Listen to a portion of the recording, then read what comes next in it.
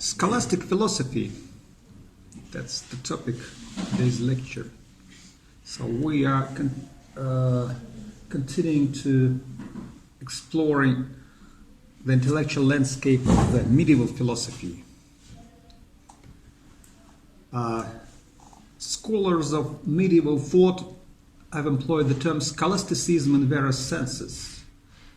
Some have extended this term to make it practically equivalent to medieval philosophy as such.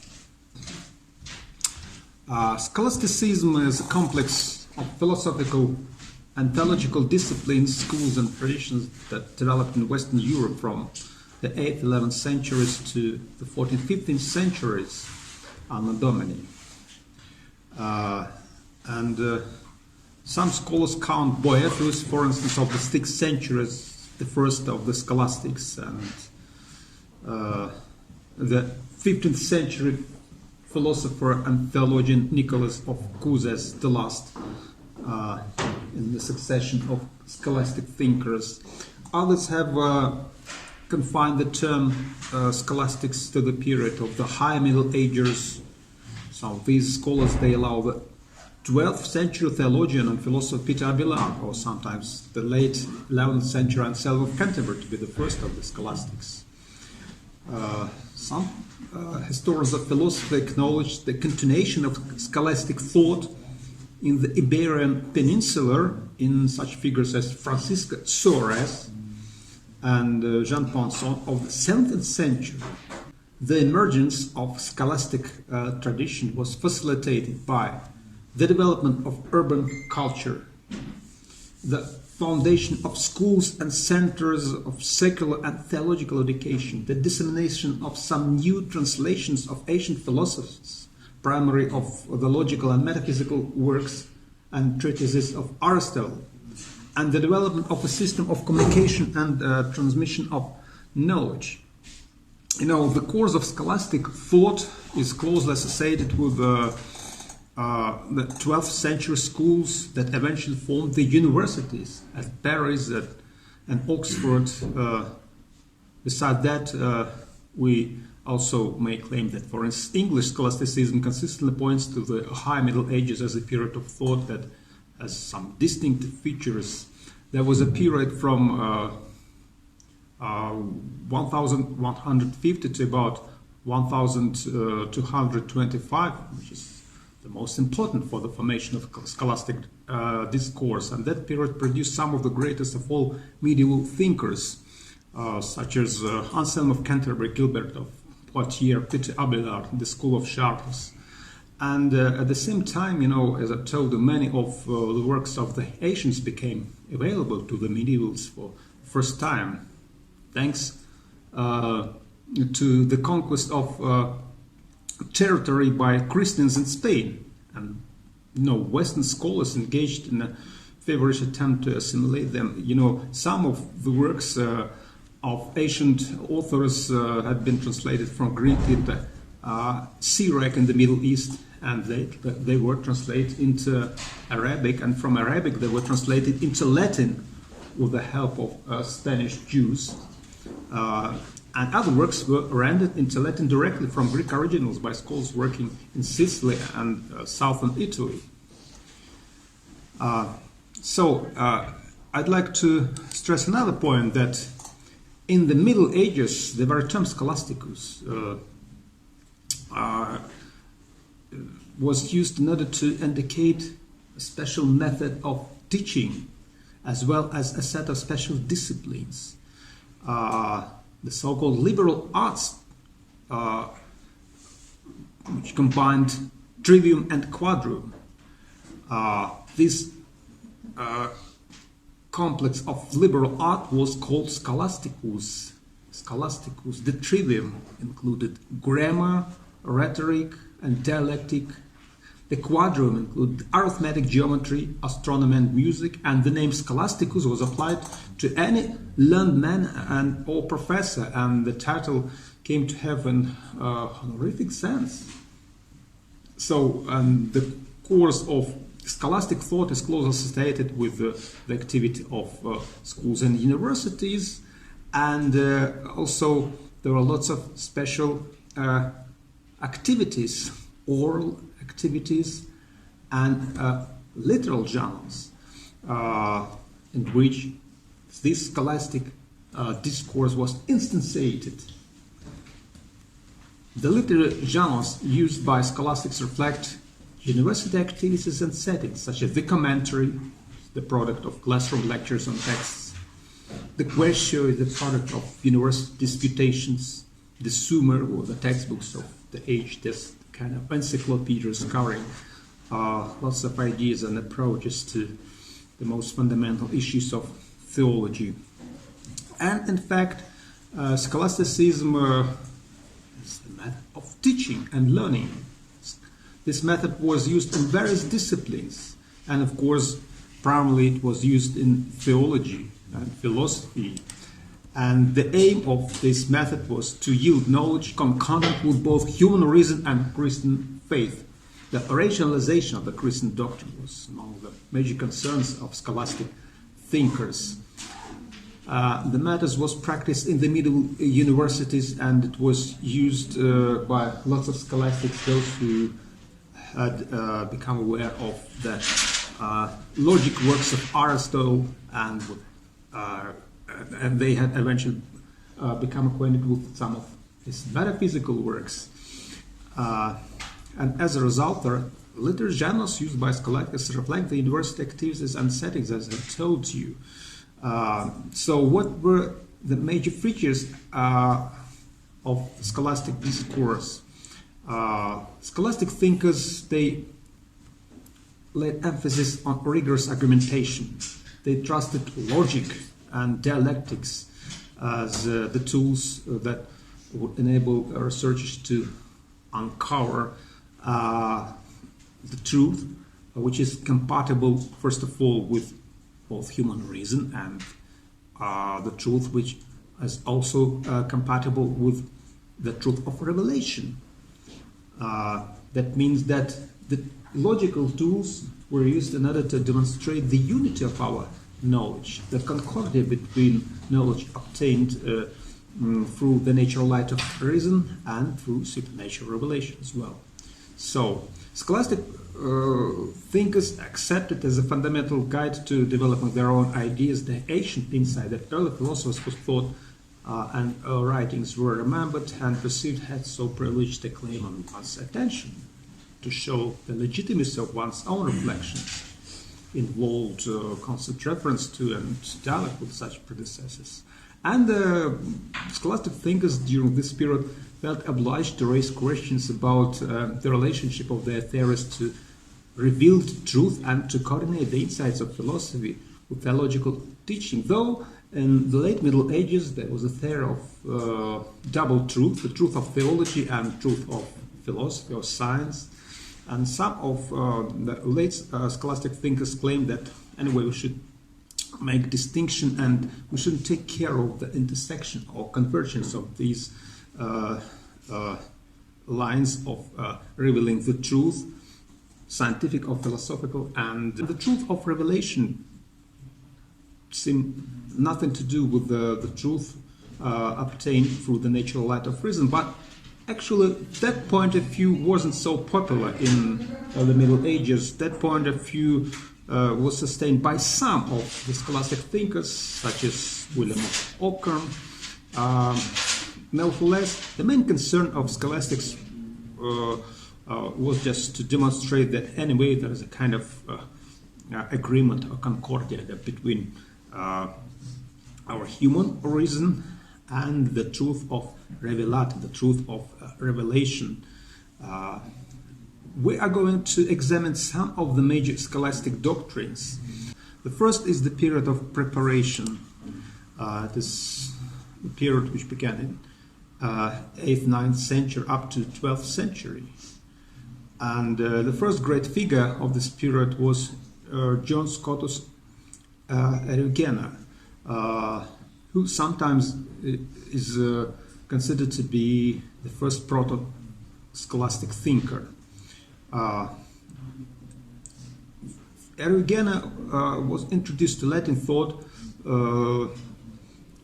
as the founder of the systemic metaphysical analysis, which involved the use of philosophical concepts and terms and yielded the subtle distinctions, ontological distinctions that were subjected to theological interpretation. Erigena broadened the scholastic method by his glossary on Boethius Opusculi Sacra, and Erigena wrote a semi-pantheistic treatise on division of nature. And in this work he introduced a rather interesting concept of cosmology. The first principle was introduced as that of nature. But nature is something divine. Nature is something which is the ultimate source of reality. Nature, the totality of all things that are and are not, includes both God and creation. And this nature, as the overall concept, all-embracing concept, was explicated in terms of the four divisions. Nature which creates and is not created, nature which creates and is created, nature which is created and doesn't create, and nature which is neither created nor creates. You know, take for instance the first distinction, that between nature which creates and is not created and nature which creates and is created. So the first kind of nature is God, is the ultimate source of reality, is Father God. Nature which creates and is created is Logos. Second, Theos, or God's Son. Though, of course, nature which is created is not appropriate qualification of the ontological status of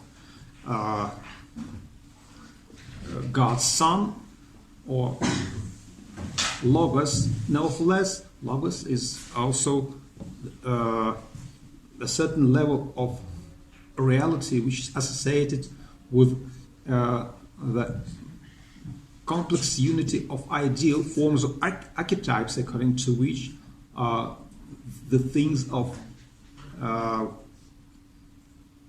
physical nature are created. So the third level of reality is that of nature which is created. That is our cosmos. That is our material world. Nature which is created and doesn't create. We can introduce it just like an evolving of the singular principle, the manifestations of one of the same substance, which is called nature, all-encompassing nature. And the fourth stage is nature which is neither created nor creates. That is the dialectical unity, yeah, of this world with God, the synthesis of all those distinctions in a supernatural state of the oral transfiguration. So, you know, those distinctions are conceptual distinctions. And of course, it really does make sense to claim that these distinctions are based on some logical principles that enable us to analyze concepts. Nature which creates is not created, nature which creates and is created, nature which is created and doesn't create, and nature which is neither created nor creates. But that is really indicative of the very method of scholastic thought. First of all, to introduce a set of conceptual distinctions, and then to project those distinctions onto the structure of reality, as if the structure of reality can be articulated through the set of these conceptual distinctions. That's why Erigena is claimed to be one of the first proponents of the scholastic method. Nevertheless, it's rather pantheistic cosmology. which may not seem to be not so compatible with not so much compatible with the orthodox views and doctrines approved by the Church. Among the prominent scholastic thinkers of this first period are as follows. Kerbert, important in the realm of mathematics and natural philosophy. Fulbert of Chartres, for instance, influential in the movement to apply dialectics to theology. Berengar of Tours, he was a really influential thinker, and together with Anselm the Peripatetic, he was a leader in the movement to rationalize theology. Peter Damiani, he was an influential author who actually argued against the rationalization of doctrine, and he cultivated a kind of mystical treatment of religious doctrine, and he preached strongly against the rationalist spirit of his contemporary scholastic thinkers and teachers, founders of schools, gathering lots of pupils and disciples. And Lafranc, of course, was more moderate in his reaction to the dialectical spirit. He strove to define the true boundaries of faith and reason.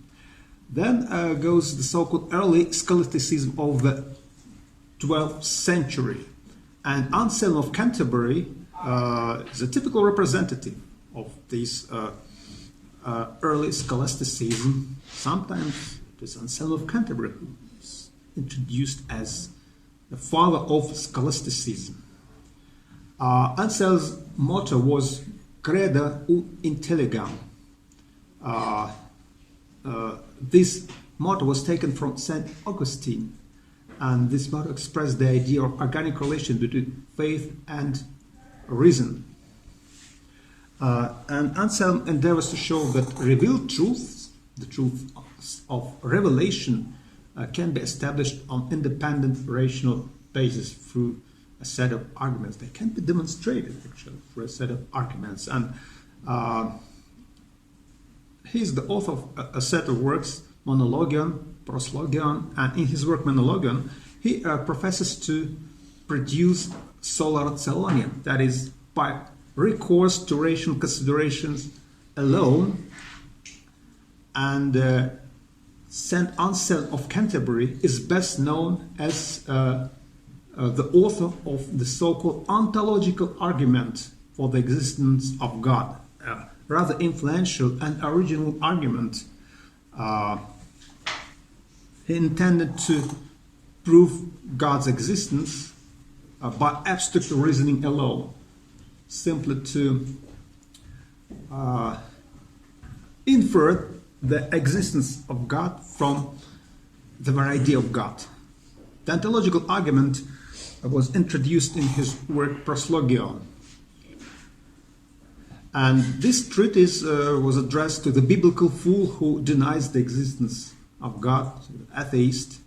So that was the case for using the strategy of moral reasoning for the persuasion of the atheist to make him believe in the truth of Christian religion. So let's examine this ontological argument, because it is worth being examined. It is worth being examined because it is a typical scholastic argument, one of the most influential scholastic arguments. And now in our days it is even under the discussion, and there are some new editions of this ontological argument. So these new editions are primarily based on the employment of the idea of possible worlds, for instance. Check it out, for instance, how Alvin Plattinger transformed this argument and adapted it to the semantic of possible worlds, and used the semantic as the methodological basis for the development of this argument. So let's examine the structure of Anselm's ontological argument for the existence of God, because it is worth being examined insofar this argument is really indicative of the very nature of scholastic thought, the style of scholastic reasoning.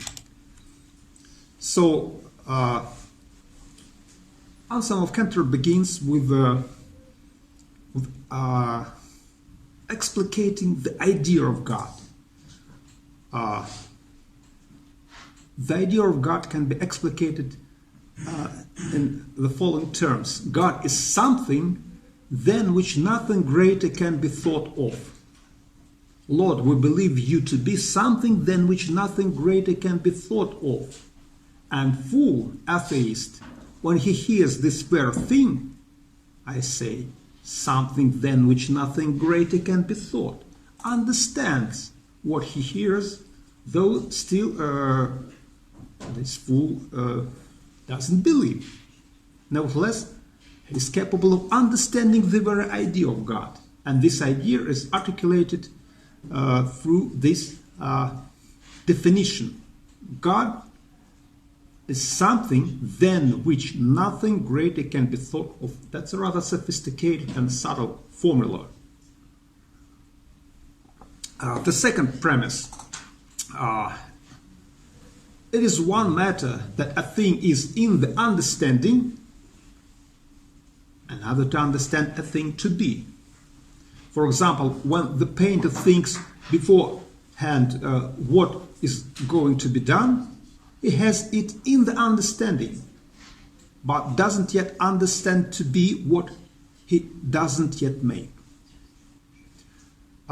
Yet once he has painted, he both has it in the understanding in his mind and also understands to be what he now makes. So it is one thing to understand something. That means that this thing has a kind of intentional existence. It exists only in mind, as an idea, for instance, or a project, or a plan. And another thing, to understand something to be real. The third premise, and certainly that then which a greater cannot be thought, cannot be in the understanding alone.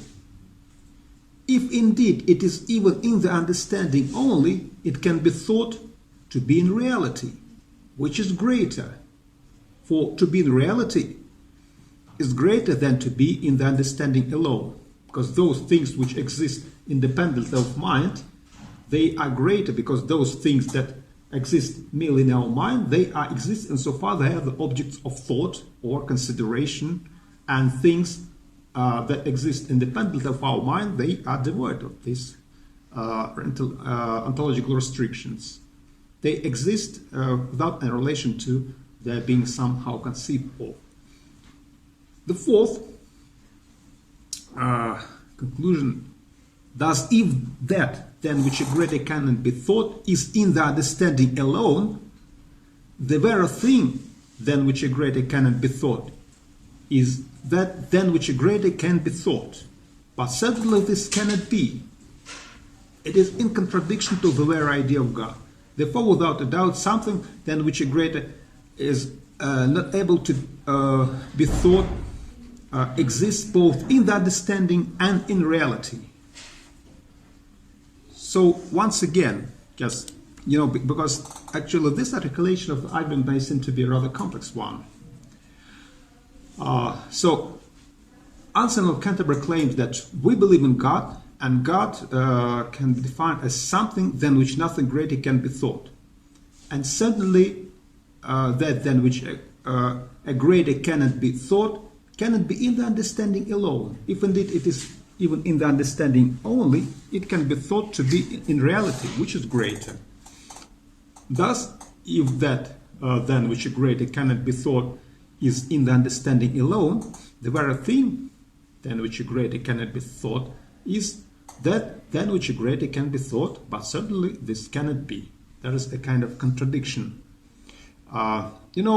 Some philosophers try to interpret this argument using such terms as perfection. And take, for instance, René Descartes, an influential thinker of the 17th century.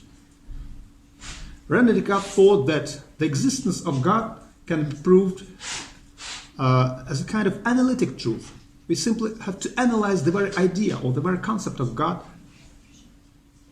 And this analysis will show us that God is real, and this truth is absolutely certain. It is clear and distinct. And we can conceive of God, insofar we are clearly conceive of the very idea of God, we become persuaded in the reality of God. The most primitive form of this argument goes as follows.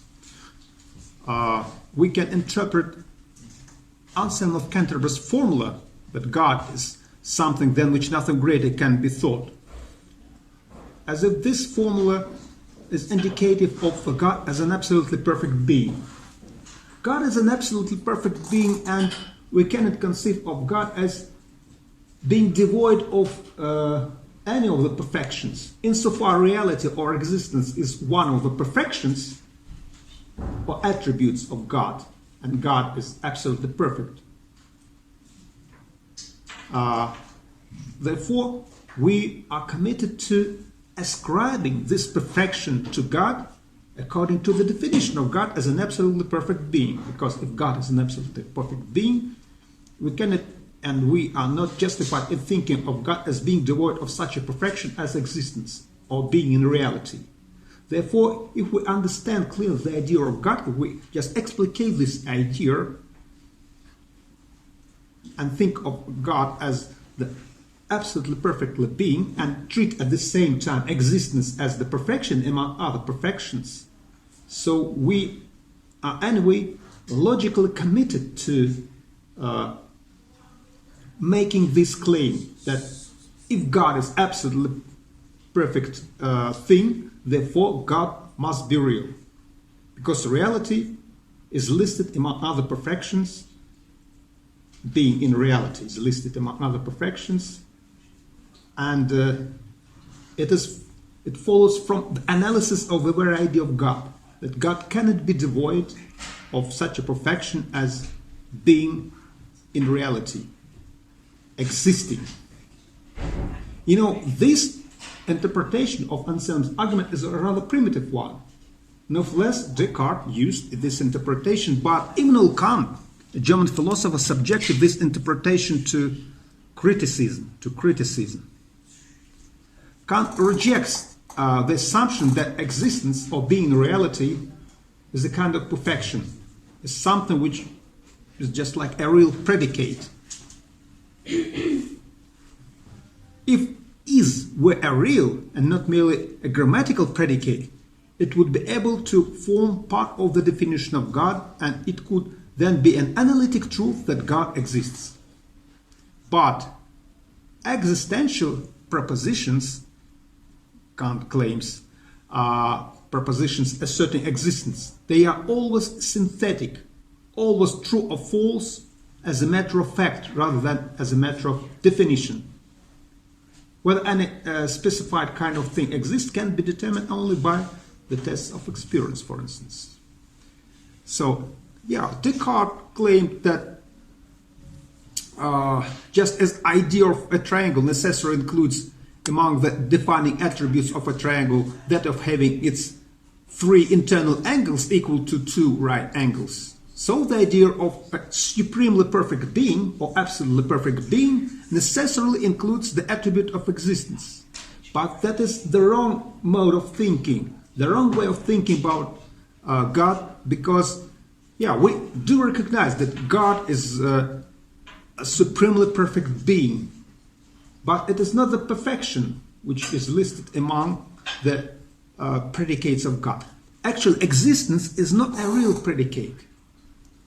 Kant rejects this argument because the very assumption that existence is a real predicate is the wrong one. We use the verb to be. The function of this verb when we play is or exists is not, it is not to add to the content of a concept, but to posit an object corresponding to a concept. For example, Let us imagine that we have 100 real rubles in our pocket, and beside that we've got 100 imagined rubles. So what is the difference between 100 real rubles, which I really do have in my pocket, and 100 rubles that exist only in my mind? The concept of 10 rubles that are real corresponds to reality. The concept of 10 or 100 imagined rubles doesn't correspond to reality. 100 rubles, they are real, they exist. 100 imagined rubles, they do not exist in reality, they exist only in my mind. That's the only difference. The content of the concept of 100 rubles, existence adds nothing to the content of the very concept. Therefore, existence is not a real predicate which can be identified among other real predicates. For instance, I can just, for instance, pick out any object out of a set of objects in this room. For instance, I can point out to this table and describe this object using lots of terms that indicate certain predicates. This table is flat, it is colored in that way, and so on. It is standing just by the window in front of me, and these are lots of predicates. They are real predicates. That is what can be truly said of that object. But existence is not a real predicate that can be identified as belonging to the class of real predicates. We can say of this table that it is real, that it exists independently of my mind. It is not an entity which is imagined one. Nevertheless, being real or being imagined adds nothing to the very concept of table. It adds nothing to a class of real predicates that can be used in order to describe this particular object. And insofar existence is not a real predicate, the argument which claims that existence is a kind of perfection, and God, insofar God is absolutely or supremely perfectly being, cannot be thought of as being devoid of any of the perfections. It cannot be the indicator of the reality of God. That's how we can criticize the argument which was reinterpreted by René Descartes, who claimed that existence is a kind of attribute or perfection, and God, insofar God is an absolutely perfect being, God cannot be devoid of this attribute, therefore God must be real. That is the wrong way to argue for the existence of God, because the existence cannot be derived from the analysis of the very idea of God, because existence is not a real predicate. But the problem with Anselm of Canterbury original version of the argument is the problem that, in fact, there's something ambiguous in the terms used by Anselm of Canterbury.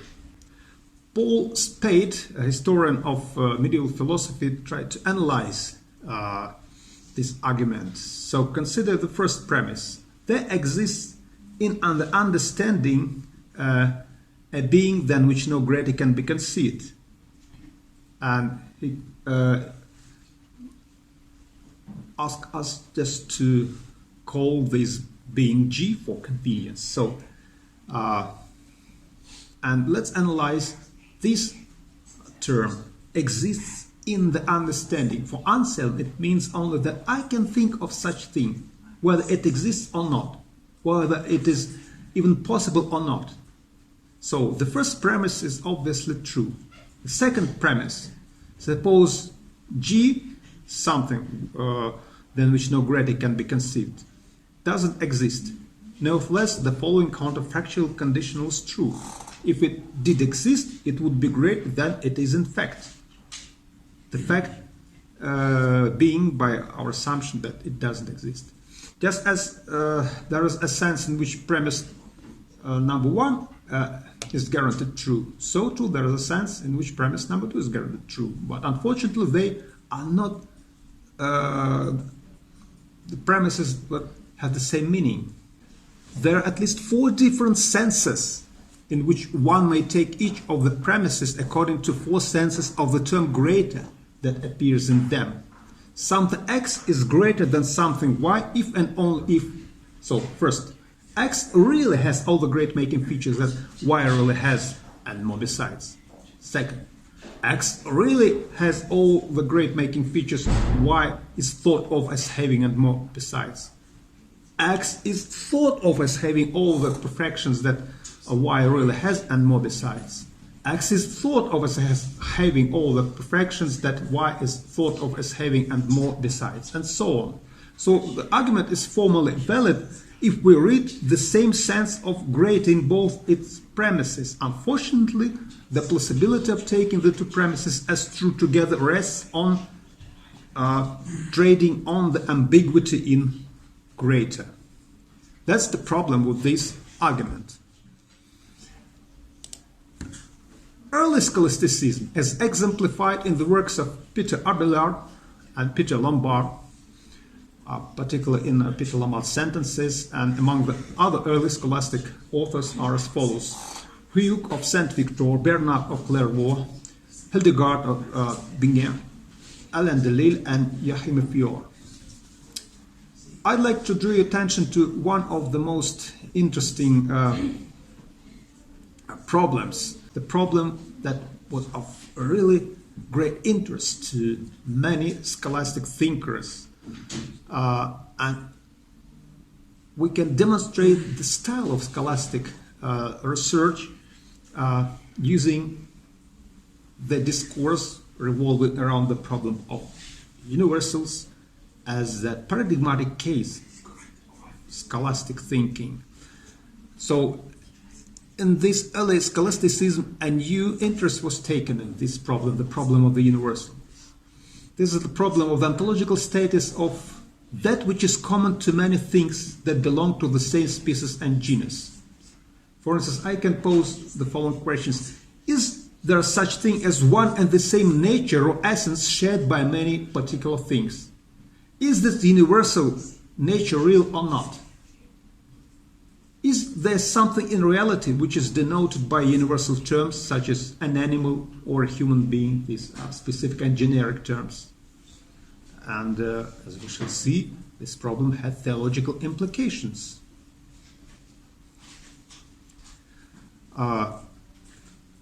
So we can explain actually this problem using such an analogy. Consider 2 sheets of paper, and we can ignore everything else about these 2 sheets of paper. Imagine that there are 2 sheets of paper, and let's assume that they are of the same color. They are both white. Yeah, they are both white.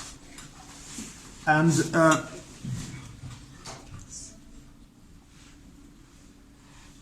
the problem of universals is this. As you look at these 2 sheets of paper, how many colors do you see? 1 or 2? You might want to say that, of course, you only see 1 color here. And the same color is shared by snow. Yeah? Snow is white. The ceiling in this room is also white, and these 2 sheets of paper, they also share the same property of being white. So that means that these 2 sheets of paper are the same color. There is only 1 color involved here, whiteness, and it is found in these sheets of paper and in snow and in the color of the ceiling of this room. So we are dealing only with one color here. And if this is our answer to the question, how many colors do we see, then we regard whiteness as a universal entity shared by several things at once in a special metaphysical way that no doubt will provide with explication, but nonetheless. On the other hand, there is another alternative answer which is available to us. You might argue, no, there are two colors here, two whitenesses. One whiteness, this whiteness, is here in this sheet of paper or in the ceiling of this room. Another one, that whiteness, is there in that piece of or sheet of paper. So the two whitenesses look exactly alike, to be sure, but there are two and not one. All you have to do is to look at them to see that you have two of them. These are numerically two colors. And if this is your answer, then you don't believe in whiteness as a universal entity. You are a nominalist. So there is no universal whiteness. There are only individual whitenesses. The individual whiteness of the ceiling in this auditorium, the individual whiteness of the snow out there in the street, the individual whiteness of the sheets of each of the sheets of paper which I have in my bag. So, therefore, you are a nominalist. You deny that there is such thing as a universal property or nature which is really common to particular objects. You should deny that there is such thing as a human nature, which is common to all humans, and recognize the fact that each individual has its own nature, has its own essence. Though, of course, there must be something in reality which justifies us in applying the same concept to a class of individuals. So, I'd like to draw your attention to this problem, but first of all, once again, I have to explain the meaning of the terms universals. In metaphysics, the term universals is applied to things of two sorts. First of all, properties, such as redness or whiteness or roundness or goodness, and relations, such as brotherhood, or spatial and temporal relations. So universals are to be understood by contrast with particulars, material things, individuals. An universal is something which can be truly said of many things. That is why it is called universals.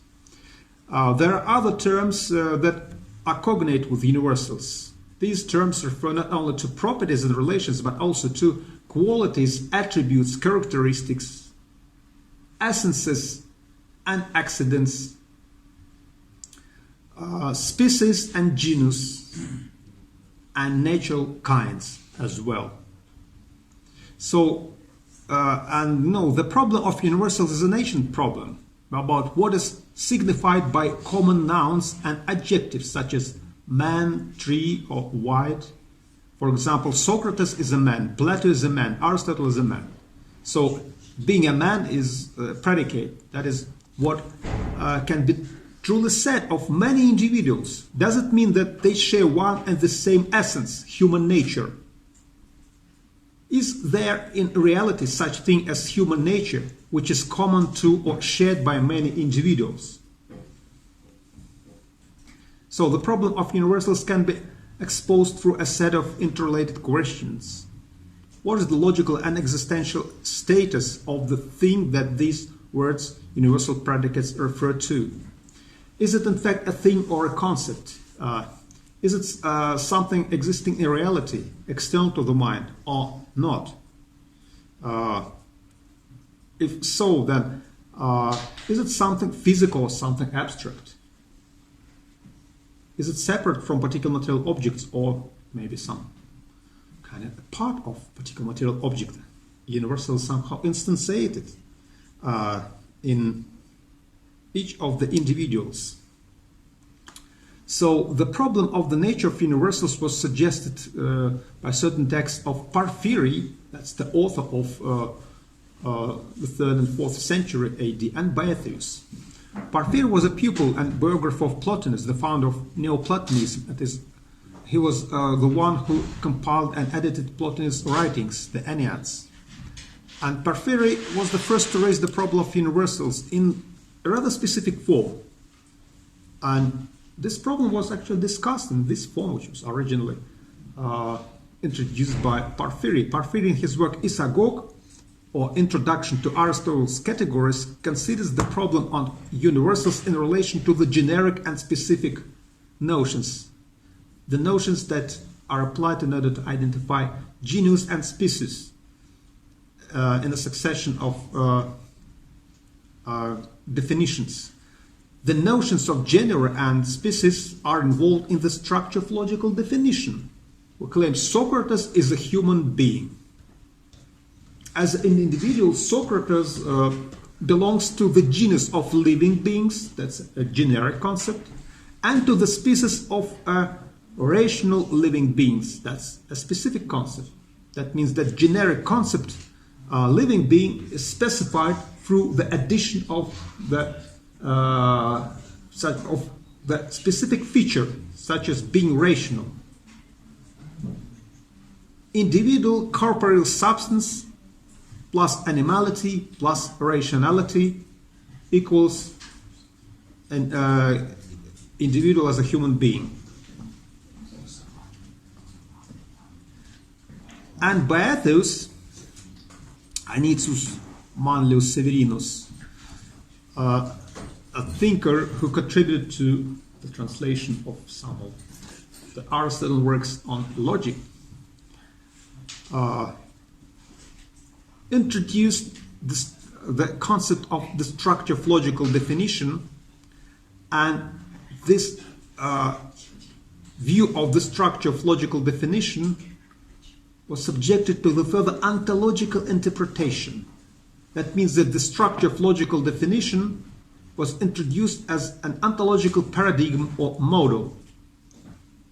The tree of logical definitions enables to reconstruct the universe, the reality, in terms of logical relations between the generic and specific concepts predicated of an individual being. And that is the tree of logical definitions, which was introduced by Boethius as if representing the structure of reality. The most generic concept is that of substance.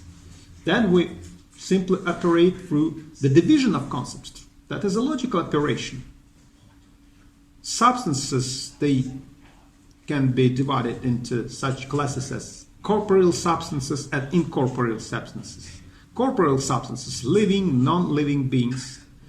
Among living corporeal substances are those that are capable of sensing things, and non-sensible living substances such as plants and animals. They are capable of sensing the environment and reacting to the environment. And then the further specification yields the distinction between rational and irrational, corporeal, living, sensible substances. So human being is a substance which is corporeal, which is alive, which is capable of sensing things, and beside that it is characterized by such attribute as rationality. Rationality. So that is the specification of the generic concept, which is involved in the definition, and we operate with these concepts. But the structure of the logical specification of the generic concept is projected onto the universe, and now the universe is represented through a set of these conceptual distinctions. Once again, consider the structure of an individual. Socrates, for instance, What can be truly said of Socrates? Socrates is a substance, and so has substantiality. Socrates is a body, and so he has corporeality. Socrates is an organism, a living body, and so he has life or animality. Socrates is a man, a rational animal, so he has rationality and therefore humanity. Socrates is a Greek, a teacher of Plato, snub-nosed and so on, and so he has all those attributes and features too, and Socrates is a kind of metaphysical layer cake built up part by part in this way, and we have a laminated view of individuals. Now consider Plato. Plato has many of the same features as Socrates has. In fact, he has the same features up to and including just Greekness. But he has some different features too. They are what differentiate Plato from Socrates, some contingent circumstances and features. We can pose the question with regard to the ontological status of the nature which is common to, or is assumed to be common to both of these individuals, Socrates and Plato, for instance. Let's assume that there is such thing as human nature or essence. That is a universal. It is one that is shared by both Socrates and Plato. If we claim that there is one thing, a universal essence, that is somehow shared by both Socrates and Plato, and this thing is real, being common to both of the individuals, we adhere to the position which is labeled as ontological realism. Yet we also may claim that there is no universal human nature which is common to Socrates and Plato. Each of them has his own unique nature or essence, yet they are denoted as humans, but being human is a nominal denotation because there is no such reality as humanity. In this case, we adhere to the view which is labeled as nominalistic view or nominalism. So, if we start with Socrates and Plato and take away all the features after humanity, what do we have left? One humanity or two? That's the case for nominalism. Is the humanity Socrates has his own and the humanity Plato has his own, so far that if you were to pull everything else off, you would have two humanities, one for Socrates and one for Plato. Or the case for realism. Is there something one that is shared, some one humanity, so that when you pull off all the features that distinguish Socrates from Plato, you end up with one universal humanity? So Boethius sets the problem of the universals in three stages. He poses three questions. Do genera and species subsist, or are they posited in bare acts of understanding only? That is, are they pure mental figments? For instance, are things like animal and man something in the mind only, or also something outside the mind? Is man, which is true of Socrates, Plato, and all other human beings, a real substance that is inherent in each of them? If the former, if we recognize that there are real substances that correspond to these generic and specific definitions, then we should pose the further question: are they corporeal or incorporeal? If they are something outside the mind, are they material or immaterial? What does it mean for a substance to be material? To be an idea in the mind of God, to be the blueprint according to which things are created by God. So some realists, they recognize that the universals are real, but they exist as generic ideas in the mind of God as a creator. Others, radical realists, they claim that substances, universal substances, they are somehow inherent in particular individuals. So are they separated from sensible things, or are they insensible things? These are three questions. And there were three approaches to the problem of universals: realistic approach or realism, nominalistic approach or nominalism, and conceptualist approach. Realism claims that universals exist objectively, in some mind-independent fashion. Some of them claim that universals exist in God's mind, then they become instantiated or exemplified just by particular objects, and that is their continuation of the Platonic tradition. Others, nominalists, claim that universals are merely common names, nomina, and conceptualist claims can be summarized as follows: that universals exist as thoughts or concepts formed by the working mind. For instance, William of Champeau proposed the realistic solution to the problem of universals. Or Roscelin was the proponent of the nominalistic solution. A third solution, conceptualistic, was proposed by Peter Abelard. No, this problem had a real theological value. The problem of universals has a set of theological implications, such as the problem of Trinity and unity of God. Does the Trinity of God imply that God is not one, but substantially differentiated? There is no one God, only three gods that are real. But God is one, but that is what is nominally claimed about God. So, as an instance of revealing theological implications of the problem, let us turn to a selection from Anselm's of Canterbury correspondence concerning Roscelin.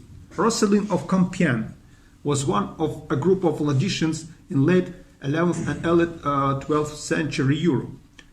Roscelin adhered to the view that universals were mere flatus vocis, only vocally produced sounds, that is, uttered puffs of air. Their universality resulted from the use of those things as signs, and in that sense, he was an anti-realist nominalist, an extreme nominalist. Nominalists insisted that everything that exists is a particular. Nominalists argued that talk of universals is talk about certain linguistic expressions, those with generality of application, and nominalists attempted to provide an account of the semantics of general terms, rich enough to accommodate the view that universals are to be identified with them. So, as a nominalist, Roscelin rejects the view that the three persons are only one thing in God. That is, the three persons in God, they should be identified as three ontologically distinct things. And Anselm of Canterbury, he adhered to the opposite view. He was a realist. Anselm of Canterbury was influenced by Neoplatonic tradition and Augustine, and he argued against nominalism. And consider Anselm's correspondence with John the Monk. The first letter, the letter from John the Monk to Anselm. About Roscelin. Roscelin raises the following problem. If the three persons are only one thing, and not three things on their own, like three angels or three souls, in such a way that nevertheless they are the same in will and power, therefore the Father, God Father, and Holy Spirit were incarnated along with the Son. Consider Anselm's reply. Roscelin says that the three persons in God are three things, or else the Father and the Holy Spirit were incarnated together with the Son. Now, when he calls the three persons things, he means that to be understood either with respect to three relations, that is, insofar as God is called Father and Son and the Spirit proceeding from the Father and the Son, or else with respect to the fact that he is called God. But if it is the three relations, he says, are three things, there is no point in his saying this. So it seems Roscelin doesn't understand the three things he mentions in this sense. For these three persons do not have their will and power insofar as their relations, but insofar as each person is God.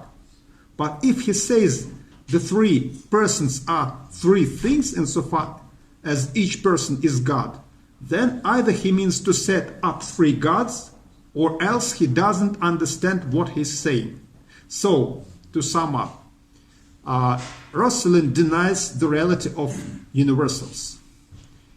If we apply this to the Trinity, God as the Trinity, Father, Son, and Holy Spirit, the denial of the reality of something which is universal leads to the recognition of the fact that in reality there is not one God but three gods. Three gods represented by or instantiated by the three hypostases of God. Traditionally, these hypostases, three persons, were conceived of as belonging to one and the same substance, namely God.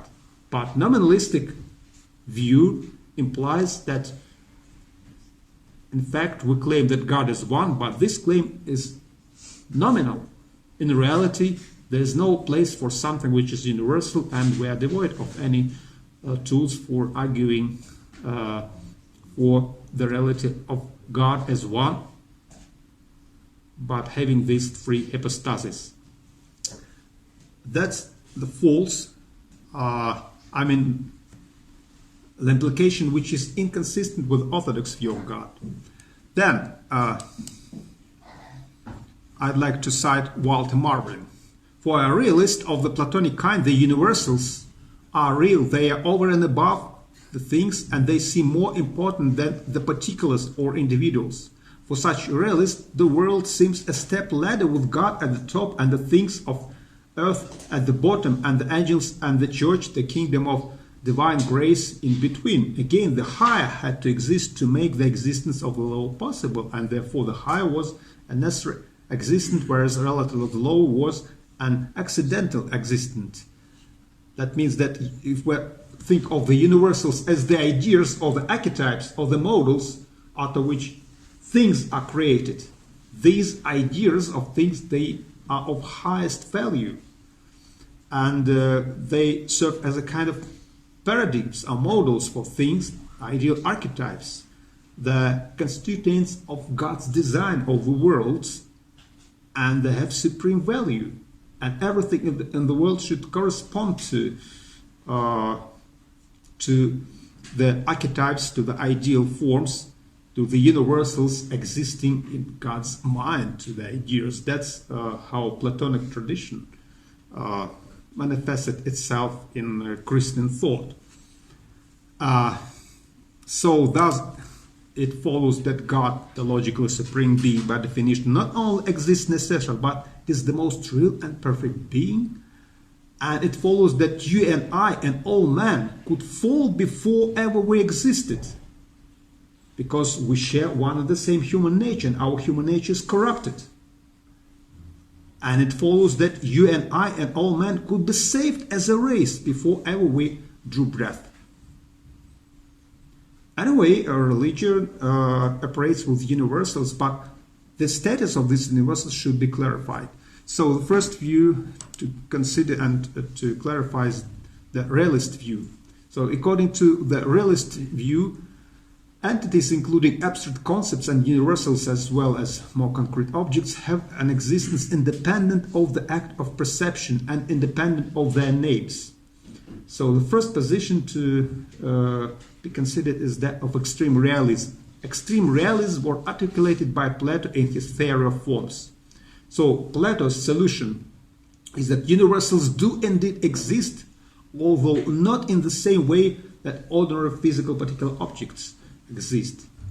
They exist in a sort of ghostly mode of existence outside of space and time. They just the constituents of the supreme supernatural reality, the reality of ideal forms, archetypes. And later on, this Platonic tradition was modified and adapted to the Christian theological doctrines. St. Augustine modified Plato's realism, and St. Augustine held that universals existed before the material universe in God's creative mind. And humanity as a universal preceded individual man. And so Augustine allowed for the existence of universals as the ideas in God's minds, that's representing the constituents of God's plan, of God's design. St. Anselm of Canterbury believed that he could derive truth about what actually exists from consideration of an ideal or universal. And he argued that because God is the greatest of beings, he must exist in reality as well as in thought. And St. Thomas Aquinas built on Aristotle's watered-down realism to argue that human reason couldn't totally grasp God's being, but that one could use reason in theology whenever it was concerned with the connection between universals and individual objects. But St. Thomas Aquinas was a moderate realist. Among the typical realists was William of Champeaux. William of Champeaux was a typical exemplar of an extreme realist. We call his view an extreme material essence realism. That is how we qualify this extreme material essence realism. Material essence realism has three central theses. The first one, William of Champeaux used the system of Aristotle's categories. So there are 10 most general essences, one corresponding to each of Aristotle's 10 categories, and these 10 most general essences exist in some degree unformed. These general essences, quality, quantity, space, time, essences, the central category. These general essences are the matter that is formed into subaltern genera and species by the addition of differentia, the characteristic features that determine the species to which each type of substance belongs. Substance, corporeal, animate, mortal, rational, that's human being. That's the specification of a generic concept. The individuation is accomplished by the addition of accidental forms. That is an accidental form which is inherent in this substance, that it is colored in that way but not the other way. But beside that, there is an essential form that this object as a table has flat surface, because that features substantial and essential meaningful feature, because without this attribute we cannot qualify this object as a table. This feature is essential, yeah? But being colored is a contingent feature. It is something which is accidental but not of substantial meaning. So at the species level, when substance has been differentiated into rational, motor, animate, corporeal substance, the addition of accidental forms divides the material essence into discrete individuals. So Socrates and Plato share exactly the same material essence of humanity, but Plato is tall and has brown hair, Socrates is short and bald, and these accidental properties make them individuals. The individuals in a species and genus share the single material essence, but they are differentiated due to the operation of these accidental forms or accidental properties. William of Champeaux's extreme realism was criticized by Peter Abelard, in fact. Abelard argued that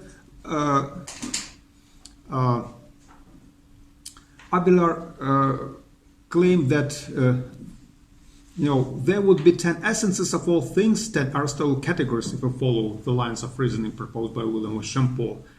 And the argument is this: all substances are at bottom the same. They all share the common material essence, substantiality.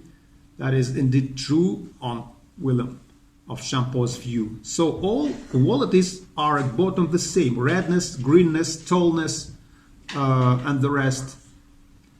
And as to for all other Aristotle categories, now on Williams of Champeaux theory, Socrates and Plato are supposed to differ from one another with respect to the peculiar combination of characteristics each has due to some accidental forms. But any characteristic the one has turns out to be at bottom the same as some characteristic the other has. Thus, at bottom, Socrates and Plato do not differ at all. not in the category of substance, not in the category of quality, and so on. And Abdera concludes that all distinctions between things will vanish.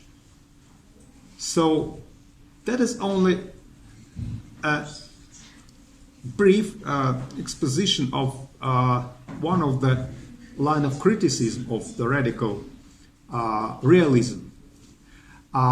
Yet, I think that moderate realism has a little bit more promising view, a little bit more promising position. Moderate realism represents a middle ground between Platonic realism or extreme realism and the opposite extreme nominalism, the position that abstract concepts, general terms, universal, have no independent existence but exist only as names. Moderate realism distinguishes between the thing itself with the way it exists. A thing exists in the mind as a universal, and in reality it exists as an individual, which instantiates certain universal, and this universal is somehow specified due maybe to some accidental forms. I'd like to introduce you the figure of Thomas Aquinas, one of the greatest scholastic theologians and philosophers in the Middle Ages, and let's consider how Thomas Aquinas approached this problem of the universals. He's a typical representative of the moderate realism. Let's read through the lines of his brief treatise on being and essence. In this treatise, Aquinas claimed that a nature or essence can be considered in two ways. First, we can consider it according to its proper notion, and this is its absolute consideration, and in this way nothing is true of it except what pertains to it as such. When, if anything else is attributed to it, that will yield a false attribution. And the other way, an essence is considered as it exists in this or that individual, and in this way something is predicated of it per accidents, not essentially or coincidentally, on account of what of that in which it exists. And nature considered in this way, however, has two sorts of existence. It exists in singulars on the one hand and in the soul on the other, and from each of these sorts of existence it acquires accidents.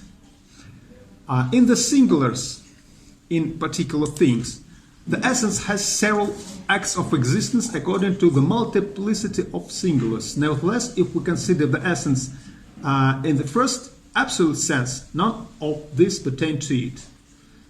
And consider this example. It is false to say that the essence of man, considered absolutely, has existence in this singular, because if existence in this singular pertained to man insofar as he is a man, man would never exist except as this singular, because it is not the intrinsic feature of a human being to be snub-nosed.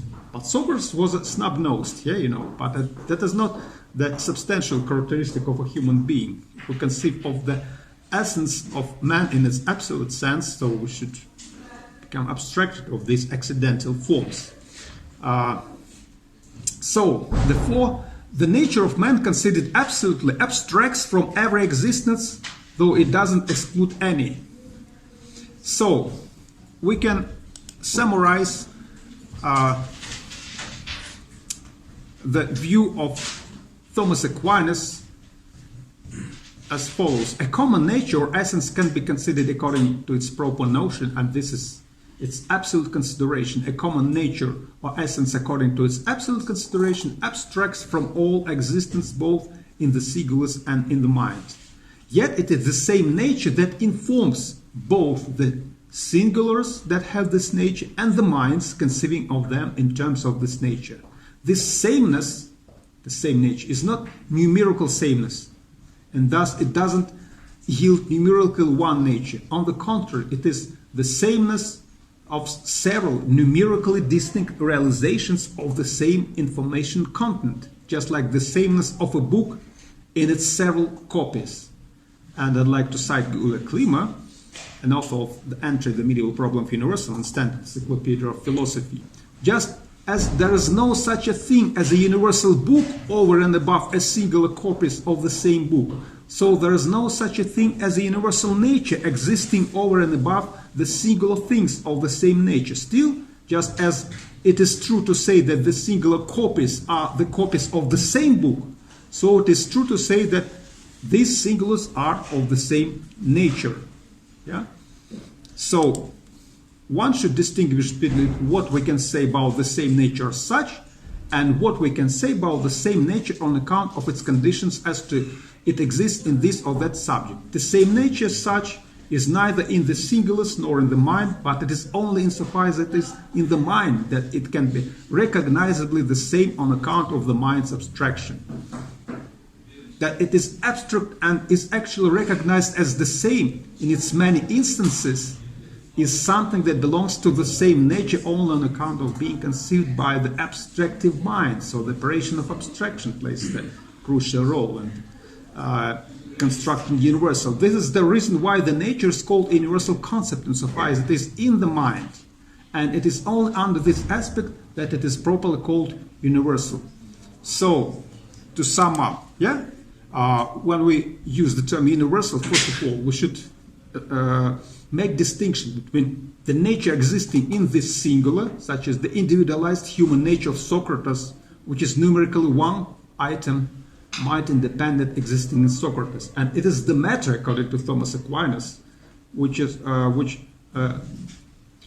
provides the individualization of a certain substantial form, instantiated in a particular material object. Then the universal, such as the species of human nature existing only in the mind, when we simply abstract these generic and specific features of an individual and make a kind of abstraction in our mind.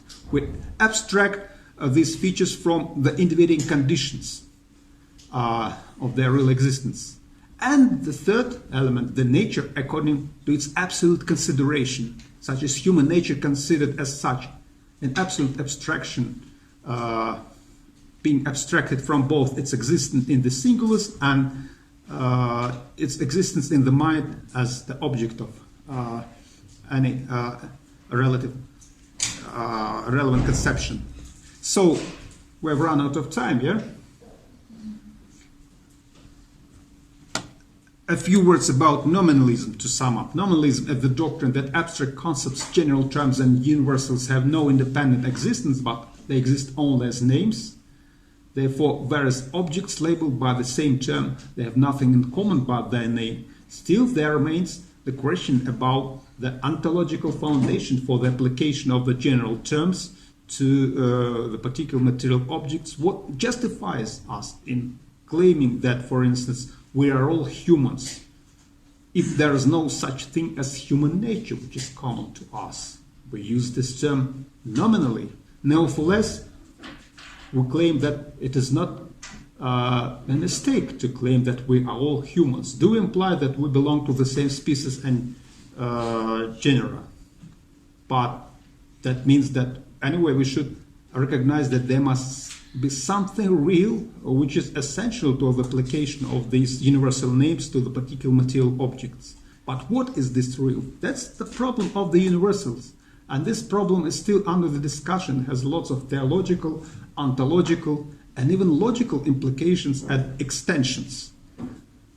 Okay, I think that we'll continue discussing these problems in our seminars. Get ready.